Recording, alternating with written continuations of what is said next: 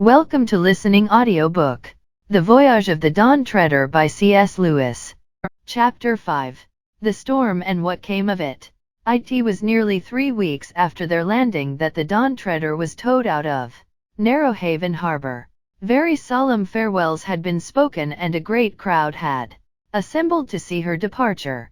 There had been cheers, and tears too, when Caspian made his last speech to the lone islanders and parted from the Duke and his family, but as the ship, her purple sail still flapping idly, drew further from the shore, and the sound of Caspian's trumpet from the poop came fainter across the water, everyone became silent. Then she came into the wind. The sail swelled out, the tug cast off and began rowing back. The first real wave ran up under the Dawn Treader's prow, and she was a live ship again.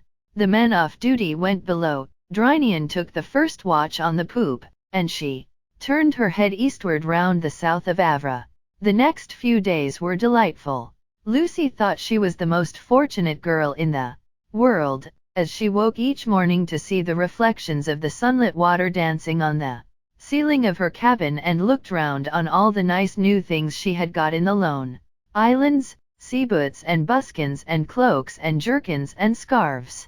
And then she would go on deck and take a look from the forecastle at a sea which was a brighter blue each morning and drink in an air that was a little warmer day by day. After that came breakfast, and such an appetite as one only has at sea. She spent a good deal of time sitting on the little bench in the stern playing chess with Reepikeep. It was amusing to see him lifting the pieces, which were far too big for him, with both paws and standing on tiptoes if he made a move near the center of the board. He was a good player, and when he remembered what he was doing he usually won. But every now and then Lucy won because the mouse did something quite ridiculous, like sending a knight into the danger of a queen and castle combined. This happened because he had momentarily forgotten it was a game of chess and was thinking of a real battle and making the knight do what he would certainly have done in its place, for his mind was full of forlorn hopes, death or glory charges, and last stands.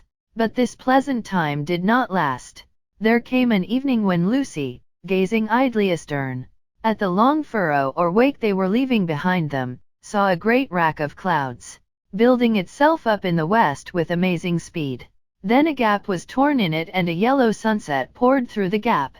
All the waves behind them seemed to take on unusual shapes, and the sea was a drab or yellowish color, like dirty canvas.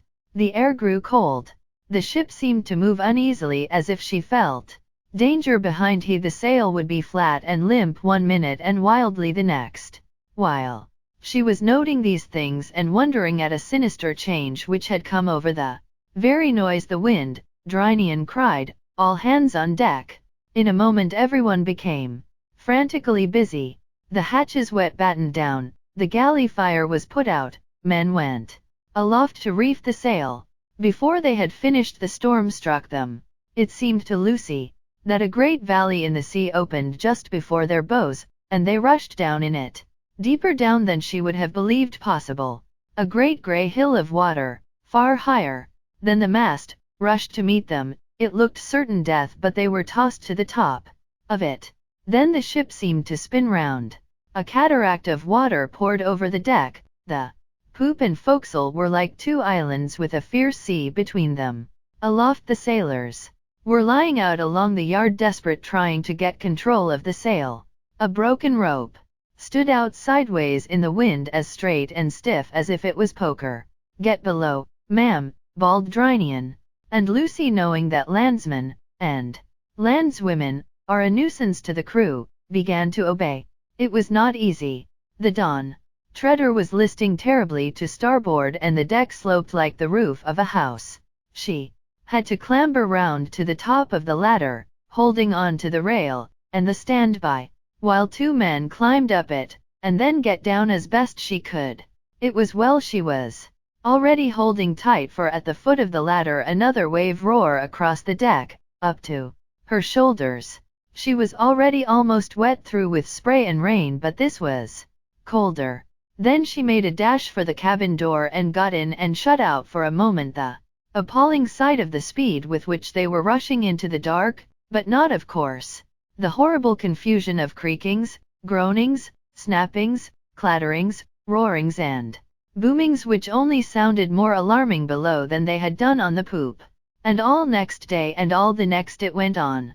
It went on till one could hardly even remember a time before it had begun. And there always had to be 3 men at the tiller. And it was as much as 3 could do to keep any kind of a course. And there always had to be men at the pump. And there was hardly any rest for anyone, and nothing could be cooked and nothing could be dried, and one man was lost overboard, and they never saw the sun. When it was over, Eustace made the following entry in his diary. September 3rd.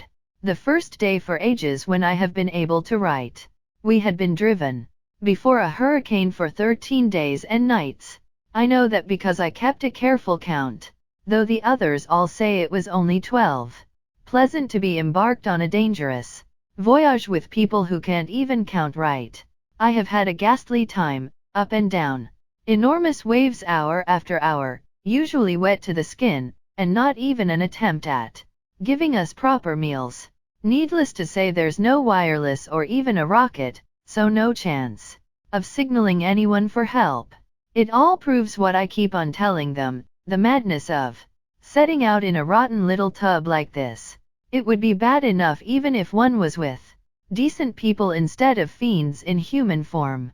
Caspian and Edmund are simply brutal to me.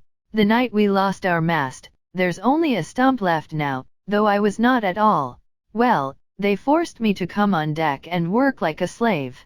Lucy shoved her oar in by saying that Reepikeep was longing to go, only he was too small.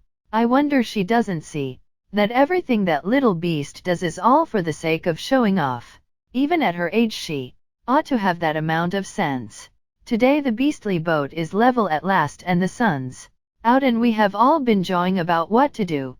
We have food enough, pretty beastly stuff, most of it to last for 16 days. The poultry were all washed overboard. Even if they hadn't been, the storm would have stopped them laying. The real trouble is water. 2 casks seem to have got a leak knocked in them and are empty. Narnian efficiency. Again. On short rations, half a pint a day each, we've got enough for 12 days. There's still lots of rum and wine, but even they realize that would only make them thirstier. If we could, of course, the sensible thing would be to turn west at once and make for the Lone Islands. But it took us 18 days to get where we are, running like mad with a gale behind us. Even if we got an east wind, it might take us far longer to get back. And at present there's no sign of an east wind. In fact, there's no wind at all. As for rowing back, it would take far too long, and Caspian says the men couldn't row on half a pint of water a day. I'm pretty sure this is wrong.